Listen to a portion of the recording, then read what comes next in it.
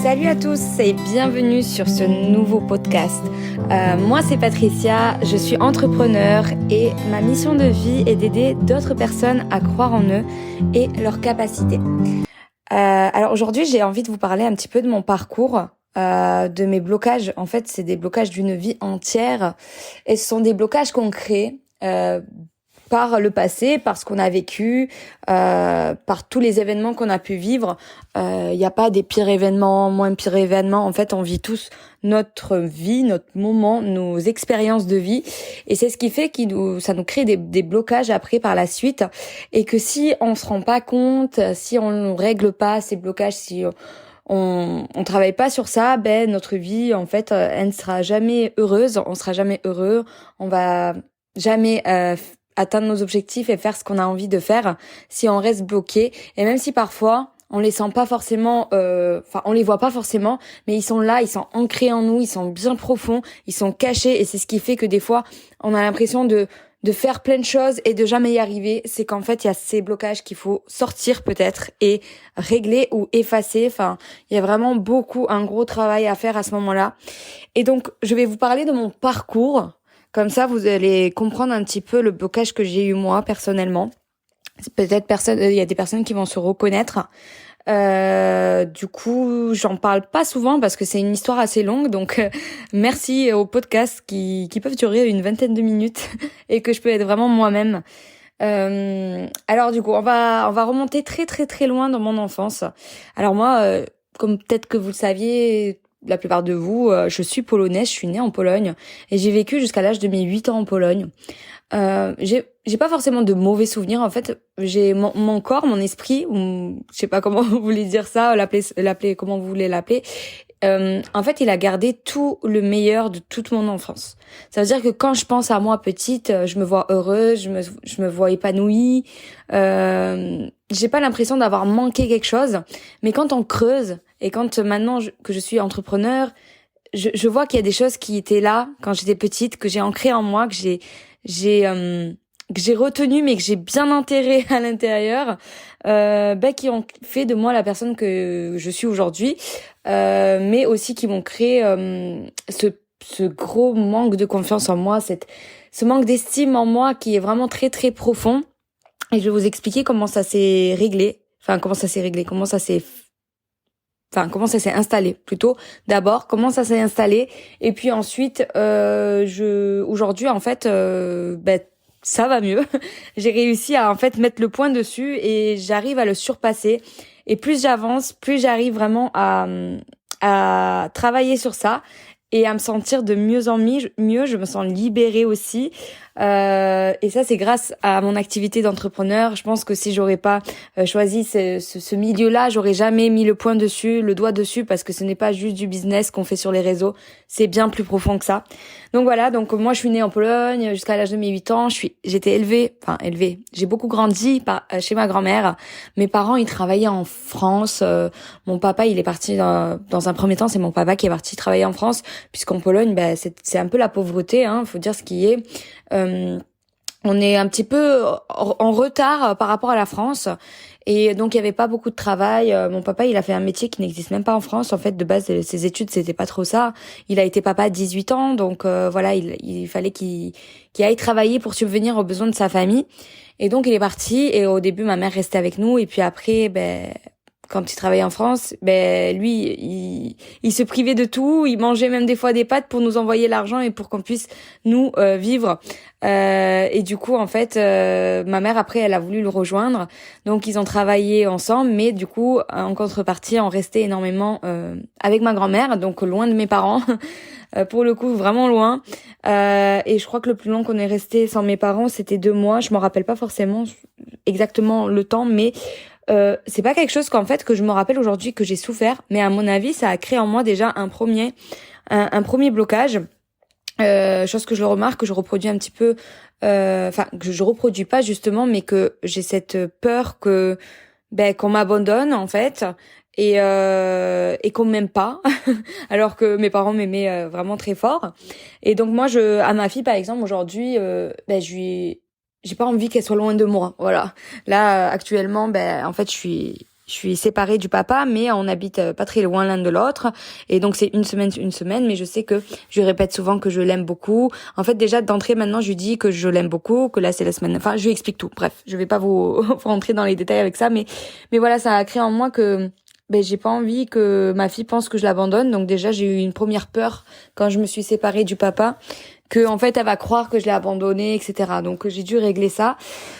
Ensuite, donc à l'âge de mes 8 ans, mes parents donc décident de nous emmener avec eux en France et à ce moment-là, donc on vit avec eux. Sauf que mes parents, ils travaillent en France, mais ils ne font pas un métier ordinaire. Ils travaillent à la fête foraine. La fête foraine dit changement de ville tous les mois, changement d'école tous les mois, tout le temps travailler quasiment. Je vais pas dire 7 jours sur 7. Je crois qu'il avait les dimanches, mon papa. Mais voilà, beaucoup travailler. Et donc j'ai vu mes parents travailler, où du coup moi et ma grande sœur on était souvent à deux. D'ailleurs c'est ma meilleure amie, ma sœur, c'est mon tout.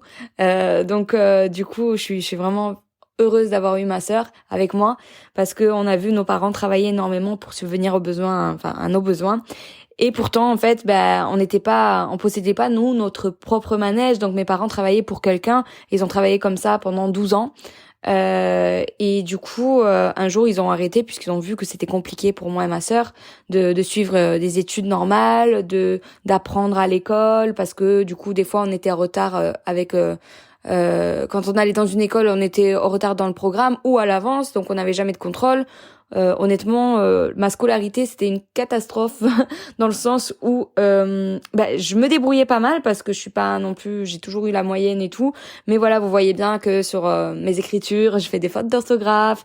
C'est vraiment super compliqué pour moi la langue française, surtout que j'ai pas eu des bases. Je suis rentrée en CM1 à l'école, donc en fait déjà j'ai sauté toutes les bases de français, très importantes, et aujourd'hui j'arrive même plus les retenir. J'essaye, je fais des efforts, mais vraiment c'est quelque chose c'est mon plus gros, d'ailleurs c'est l'un de mes blocages aussi, dans le sens où quand je me suis lancée dans l'entrepreneuriat, je pensais que j'étais pas capable, j'allais pas être capable, parce qu'en fait je n'ai pas un bon orthographe, parce que mon langage je l'ai appris un petit peu sur le tas, donc j'ai pas un langage soutenu. Donc ça a été pendant très très longtemps un blocage, mais finalement ça aujourd'hui je suis ok avec ça. Certes, je fais des efforts, j'essaye de quand même m'améliorer, mais je suis ok avec le fait que on peut pas être parfait partout, donc voilà. Et du coup, j'ai travaillé aussi. J'ai commencé à travailler à l'âge de 10 ans, parce que ça nous a permis de faire des petits boulots à droite à gauche, puisque voilà, c'est un milieu où il y a du travail. Donc j'ai appris très très jeune que pour vivre en général, faut travailler beaucoup. Par contre, ce que j'ai remarqué et quand j'étais petite, c'est que mes parents avaient beau travailler très dur, et on n'avait pas non plus une qualité de vie exceptionnelle comparée aux autres. Donc à ce moment-là, j'ai commencé à créer des comparaisons, parce que les enfants des forains avaient tous la marque, ils avaient tous des jouets qu'ils voulaient, ils avaient plein de choses que moi j'avais pas, et que mes parents n'avaient pas les moyens pour me l'acheter. Donc déjà j'ai créé en moi cette frustration de me dire que j'étais pas assez bien, et j'avais l'impression d'être mise à part. Alors du coup j'ai créé ce côté où je me suis sentie pas comme les autres, inférieure que les autres, pas assez bien. Donc mon estime de moi il a clairement pris un gros coup. Et en fait du coup je me suis dit je vais travailler pour obtenir ce que j'aimerais avoir, et pour être suffisamment bien comme les autres. Sauf que c'était pas forcément un exemple, parce que c'est un milieu, comme j'ai répété, un petit peu particulier. Ils sont nés dans ce milieu, leurs parents ils travaillaient là-dedans, leurs arrière-parents ils travaillaient là-dedans. Du coup ça fait une boucle. Donc c'est vrai qu'ils ont quand même pas mal d'argent. Ils roulent en voiture magnifique, etc.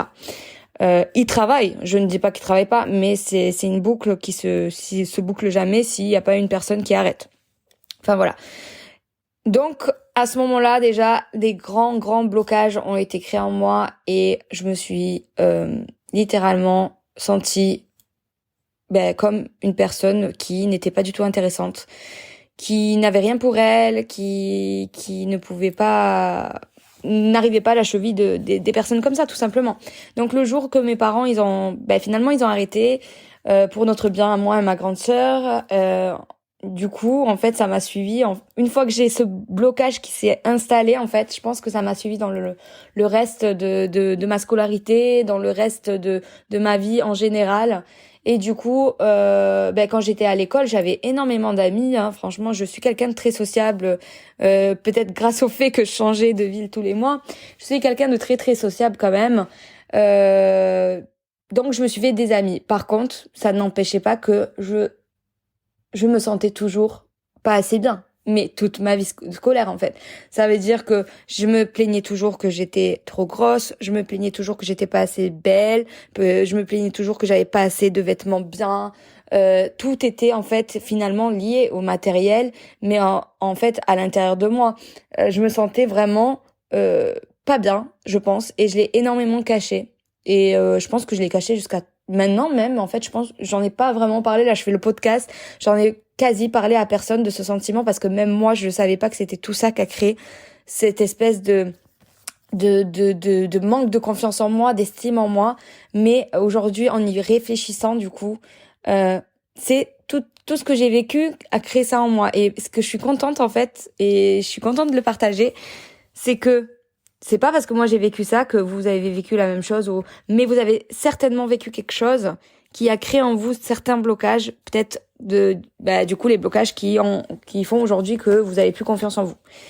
Et je suis vraiment très très heureuse maintenant que j'y pense parce que j'étais comme ça, mais j'avançais quand même dans ma vie. Donc comme quoi je suis une femme très têtue par contre, je crois, parce qu'en fait toute ma vie je me suis dit je vais faire quelque chose et je vais en fait faire quelque chose de différent et un jour j'aurai ce que je veux et un jour j'obtiendrai ce que j'ai toujours voulu avoir. Donc c'est vrai que moi mes rêves, j'ai des rêves hyper profonds qui viennent depuis très longtemps et ce qui me m'aide énormément dans mon business et dans tout ce que je fais, c'est que j'ai cette croyance qu'un jour je ferai quelque chose de beau, de mieux, j'aiderai d'autres personnes et aujourd'hui je suis très très heureuse de pouvoir trouver cette mission de vie, comme je vous l'ai dit au début, d'aider d'autres personnes comme ça. Parce que je suis passée par là, donc au moins je peux aider vraiment des personnes qui n'ont pas confiance en eux et qui ont une estime d'eux très très basse, parce que je suis passée par là et aujourd'hui j'en prends conscience.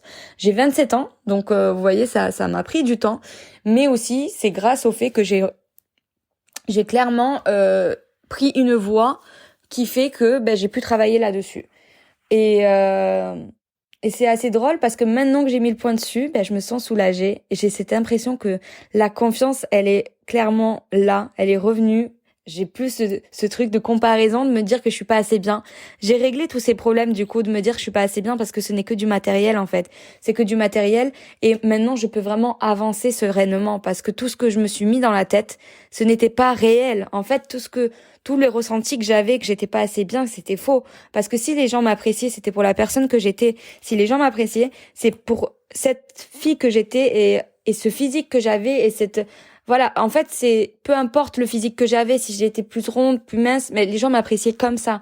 Et aujourd'hui, je me rends compte que tous ces blocages que j'ai créés en moi, c'est moi-même, seulement moi et mon mental qui l'ont créé et que ce n'était même pas la vérité. Parce qu'aujourd'hui, il y a pas de critères de personnes comme ça, comme ça, comme ça. Tout le monde peut réussir. Il y a des personnes qui réussissent, qui sont parties de rien, de zéro, qui ont vécu la misère et qu'aujourd'hui, ils sont millionnaires.